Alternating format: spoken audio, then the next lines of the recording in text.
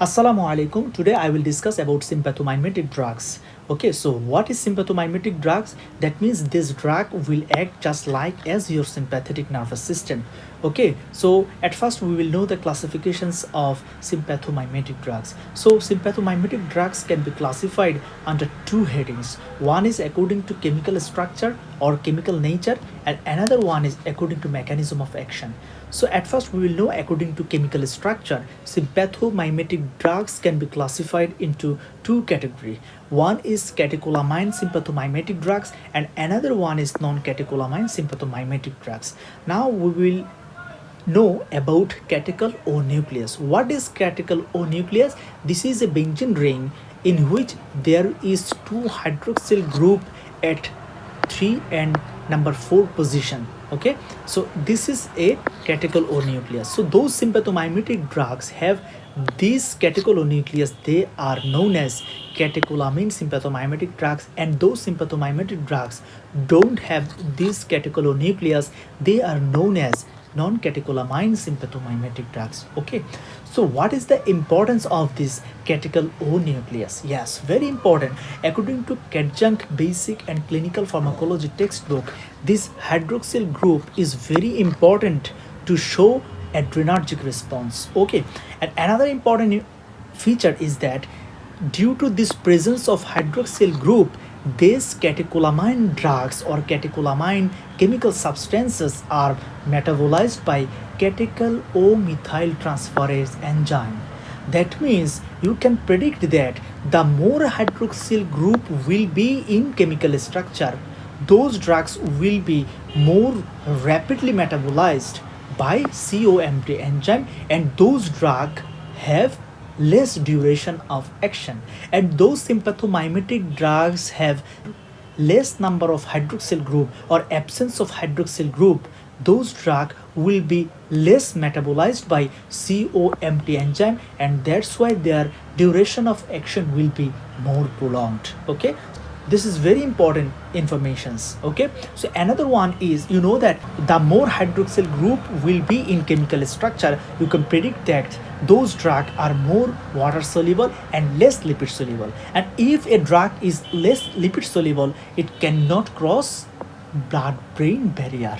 Okay, so number 3 point is the more metabolism of a drug will be, the less duration of action. I have already mentioned it. And number 4 point is the more hydroxyl group, the more potency to adrenergic receptors. I have already mentioned you that this presence of hydroxyl group is very important for showing the adrenergic response. That's why those sympathomimetic drugs have more hydroxyl group, they will be more potent to adrenergic receptors. Okay, now I will show you some example where you will get more hydroxyl group, where you will get less hydroxyl group, and even you may not get any hydroxyl group. Okay, and then the conception will be more clear. Okay, inshallah. So let's start.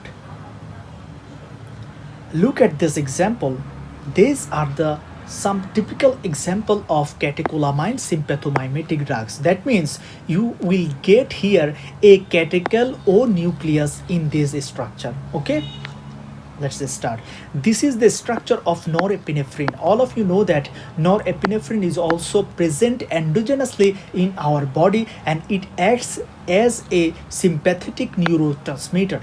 Okay, so if you look at the structure here, this is the catechol O nucleus. Okay, and here are two hydroxyl group also present. And if you look at the structure of epinephrine, this epinephrine is also produced endogenously in our adrenal medulla. Okay, and what are the difference between this norepinephrine and epinephrine? What are the differences? Yes, if you look, then you will notice that in amino group there is a change. Okay, there are two hydrogen in amino group and there are one hydrogen in amino group. That means one hydrogen atom is substituted by one methyl group. Due to this alteration in structure, the epinephrine has got the more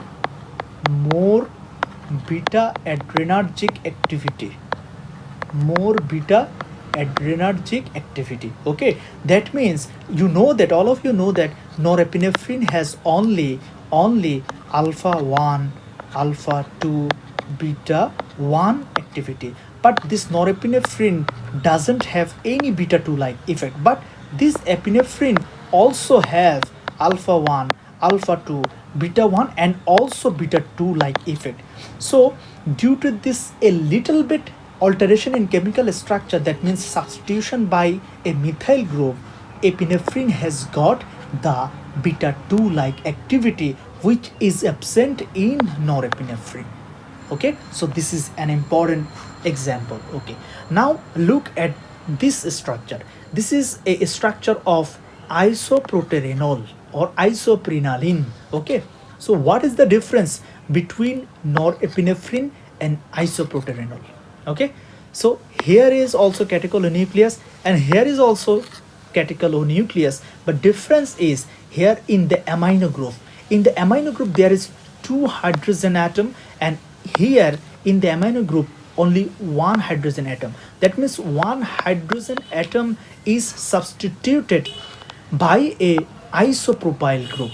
Due to this substitution, the isoproterenol has got more beta adrenergic effect. More beta adrenergic effect. That means the more methyl group will be, the more beta adrenergic effect will be achieved. Okay, that's why the norepinephrine has not beta 2 like effect, and epinephrine has beta 2 like effect as well as alpha effect, but this isoproterenol has totally lost the alpha like effect. That's why isoproterenol has only beta 1 and beta 2 adrenergic response. Isoproterenol has not any alpha adrenergic response. Okay, so why these changes are occurring? Due to some chemical alterations in amino group. Okay, now we will show you the characteristics of catecholamine sympathomimetic drugs. Yes, rapid onset of action.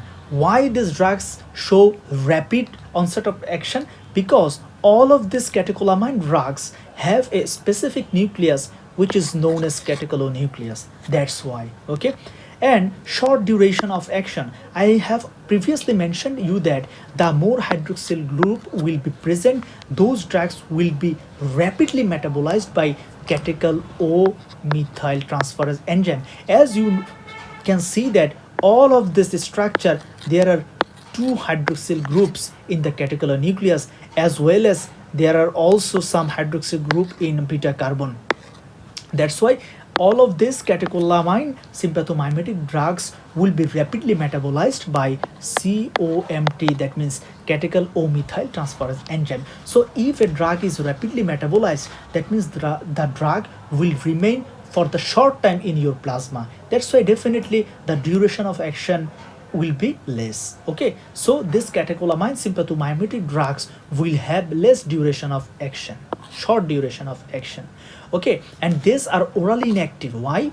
Because if you recall the pharmacokinetics matters, then you will be able to understand this fact. That means whenever we will take a drug, this will reach your stomach, then in your intestine, and then every drug from the intestine, they will be absorbed into your blood vessels. And you know that these blood vessels are either superior mesenteric or inferior mesenteric blood vessels, and ultimately these blood vessels will drain into portal vein, and this portal vein will go to the liver. And liver is a highly metabolizing organ. That means in the liver there is huge amount of catechol O methyl transferase enzyme, and this catechol O methyl transferase enzyme is hugely present on your gut wall, gut lining epithelial cells. That's why when a drug is taken orally, the drug will face more COMT enzyme.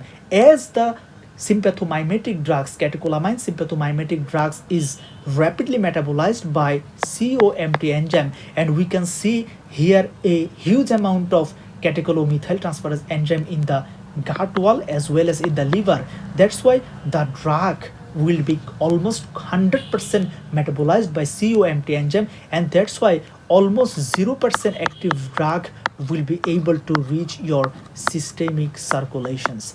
That's why we cannot prescribe this catecholamine sympathomimetic drugs orally, because during that case we will find almost 0% bioavailability. Okay, we will not get any pharmacological response. Okay, and I have already mentioned that the more hydroxyl group will be present, these sympathomimetic drugs have more water solubility. That means indirectly we can say less lipid solubility. And if a drug is less lipid soluble, then those drugs will not able to cross blood-brain barrier. That's why these drugs do not cross blood-brain barrier. Okay, so I have explained in details all of these four cardinal features of catecholamine sympathomimetic drugs, and I have already shown you that what are the difference between the structure of this catecholamine sympathomimetic drugs, and due to this chemical alteration what changes has happened in their pharmacological response. Okay, now I will show you the non-catecholamine sympathomimetic drugs. Non-catecholamine, that means you can understand that these sympathomimetic drugs don't have catechol or nucleus in their chemical structure. These are phenylephrine, oxymetazoline, clonidine, salbutamol, terbutaline, amphetamine, tyramine, ephedrine, and others. Now I will explain you about the chemical structure of non-catecholamine sympathomimetic drugs. Okay, so usually these non-catecholamine sympathomimetic drugs are produced synthetically, and also some non-catecholamine sympathomimetic drugs are also found naturally. Okay, so we will show you what are the differences between catecholamine sympathomimetic and non-catecholamine sympathomimetic drugs. So first of all, you can easily predict that in non-catecholamine sympathomimetic drugs don't have the catechol or nucleus in their chemical structure. Okay, so actually there is happened some chemical changes or chemical alteration in some position of the drug. Okay, so this position are at four site. Number one is at benzene ring. That means we will do some changes chemically in benzene ring, or we will do some changes in amino group, or we will do some changes in alpha carbon, or we will do some changes in beta carbon. Okay, so at first I would like to show you a structure of phenylethylamine. So look at the picture very carefully, because the further explanation completely depend on this structure. Here in the structure of phenylethylamine, here you can see there is a benzene ring, and this is a amino group, and this is a alpha carbon, and this is a beta carbon. Okay, so look at the point. At first we will explain about the substitution at benzene ring. That means now we will do some chemical changes or alteration at benzene ring. So look at the picture. Epinephrine, I have just previously mentioned you that epinephrine, norepinephrine, these are a catecholamine sympathomimetic drugs. Now what is the difference between epinephrine and phenylephrine? Look at the diagram. You can see here is a catechol O nucleus, a benzene ring, and presence of two hydroxyl group at 3 and 4 carbon position. But in phenylephrine structure, there is benzene ring. Yes, this is okay, but one hydroxyl group is deleted. There is just one hydroxyl group at number 3 position. That's why this is not a catechol O nucleus, because this hasn't fulfilled the criteria of catechol O nucleus. That means this epinephrine has a catechol O nucleus, that's why it is a catecholamine, but phenylephrine doesn't have catechol O nucleus, that's why phenylephrine is not a catecholamine. That's why phenylephrine is known as non-catecholamine sympathomimetic drugs. Okay, So I have already mentioned you that the presence of hydroxyl group is very important for showing the adrenergic response. So as there is only one hydroxyl group and one hydroxyl group is deleted or absent, that's why phenylepinephrine is less potent to adrenergic receptors, and in research shows that the phenylepinephrine is 100 times less potent to alpha receptor than epinephrine. That means in easily we can say epinephrine is more potent than phenylepinephrine. Why? Due to the presence of more hydroxyl group in benzene ring. Okay. Now look at these three diagrams. Okay, one is methoxamine, another one is ephedrine, and another one is amphetamine. Okay. Now tell me that methoxamine, is it catecholamine or not? Definitely not, because this structure doesn't fulfill the criteria of catechol O nucleus, because here is benzene ring, it's okay, but there is not presence of two hydroxyl group at number 3 and 4 position. Only there is just a methoxy group at number 3 position, no hydroxyl group at all in this structure. That's why methoxamine is a non-catecholamine, because this methoxamine doesn't have any catechonucleus. And there is also another changes you can see. Look at the picture, phenylethylamine. I have told you that this is the base structure. Okay, so in phenylethylamine you can see in alpha carbon there is two hydrogen molecule, but here in alpha carbon there is only one hydrogen atom, and one hydrogen atom is substituted by a methyl group.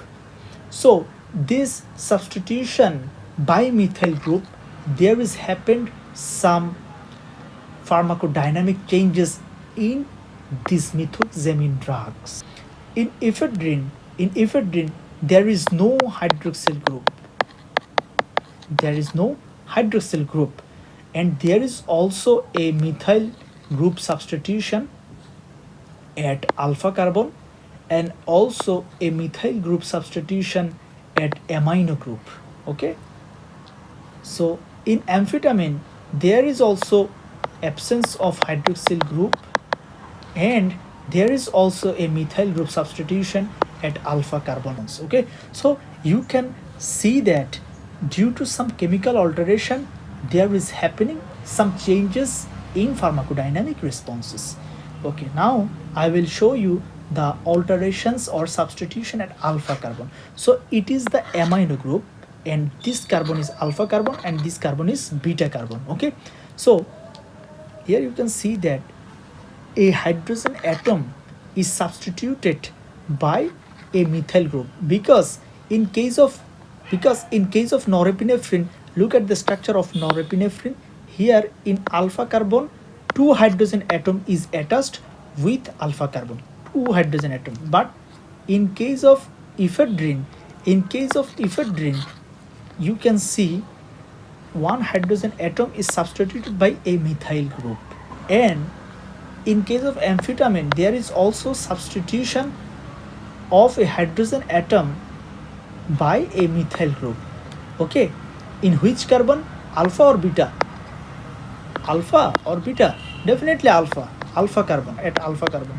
So due to this chemical alteration, this ephedrine and amphetamine has a pharmacodynamic alteration.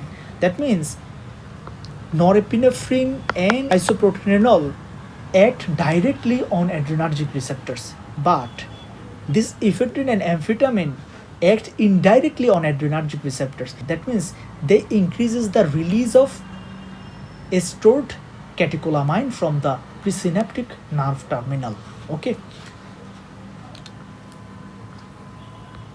now I will show you the chemical alteration at beta carbon. Look at the diagram. Here you can see there should be two hydrogen at this beta carbon, but now you can see there is only one hydrogen, and another hydrogen is substituted by a hydroxyl group. Now, I would like to ask you a question that in which drug you will get direct effect also, whether in ephedrine or in amphetamine. That means you know that ephedrine and amphetamine both are indirectly acting sympathomimetic drug. Why? Because there is some chemical alteration at alpha carbon, which is methyl group substitution. Methyl group substitution. But you can see in case of amphetamine there is no change at beta carbon. But in case of ephedrine, you can see that there is also a change at beta carbon, which is hydroxyl group substitution. So I have told you that presence of hydroxyl group is very important for showing direct effect on adrenergic receptor. As ephedrine has at least one hydroxyl group at beta carbon, that's why ephedrine also show direct effect on adrenergic receptors. But due to the absence of hydroxyl group in the chemical structure of amphetamine doesn't have any direct effect on adrenergic receptors. This amphetamine is totally solely indirectly acting drugs, but ephedrine is mixed acting drugs. Okay.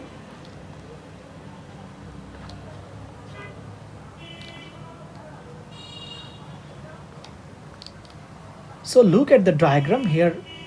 I would like to show you the mechanism of action. So according to mechanism of action, sympathomimetic drugs can be classified into direct acting, indirect acting, and those sympathomimetic has both features, they are known as mixed acting drugs. Okay, so direct acting means these drugs directly acts on alpha adrenergic receptors and beta adrenergic receptors and will show their response, as we have discussed in our previous lecture series.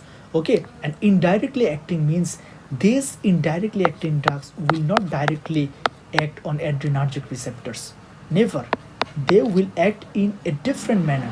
That means these indirect acting drugs will enter into presynaptic nerve terminal through norepinephrine transporter, and then they will also enter into presynaptic vesicles through vesicle associated membrane transporter. Okay, so if these drugs will enter into these vesicles, the neurotransmitter which was stored in these vesicles, they will not able to remain here. So this catecholamine which was stored in these vesicles, they will be released into cytoplasm of the neuron, and from here this you can see here the catecholamine are releasing into cytoplasm, and from here this catecholamine will come outside of the neuron through norepinephrine transporter. That's why in the synaptic space the catecholamine concentration will increase. That means this indirectly acting drugs will enter into presynaptic nerve terminal and will occupy the synaptic vesicles, and they will leak out the stored catecholamine from the nerve terminal into synaptic space, and by this they will increase the catecholamine concentration at synaptic space, and so as there is more catecholamine, they will act more on the adrenergic receptors. Okay, so indirectly acting drugs shows their pharmacological response via natural catecholamine which is present in your body. Okay, they are not acting directly on adrenergic receptors. Okay, and in case of mixed acting drugs such as ephedrine and pseudoephedrine, they will show both types of mechanism. That means they can act via this pathway or they can directly act on adrenergic receptors. That's why they are known as mixed acting drugs. Okay, now I will show you some examples of sympathomimetic drugs according to mechanism of action. Number one is direct acting mechanism. Number one is direct acting sympathomimetic drugs. These are non-selective, such as adrenaline, noradrenaline, isoprenaline, and dopamine. Why they are known as non-selective? Because they can act on several types of adrenergic receptors, such as adrenaline has the affinity to alpha 1, alpha 2, beta 1, beta 2. Noradrenaline has alpha 1, alpha 2, and beta 1 affinity, and isoprenaline has beta 1 and beta 2 affinity, and dopamine has dopamine 1, dopamine 2, as well as beta and alpha receptor affinity. Okay, that's why they are known as non-selective, because they can act on multiple types of adrenergic receptors. Now we will show you the selective direct acting sympathomimetic drugs. These are phenylephrine, methoxamine, oxymetazoline.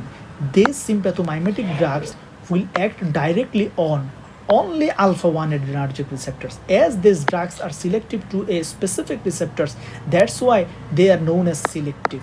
Okay, now alpha methyl dopa and clonidine, they will act only alpha 2 receptors.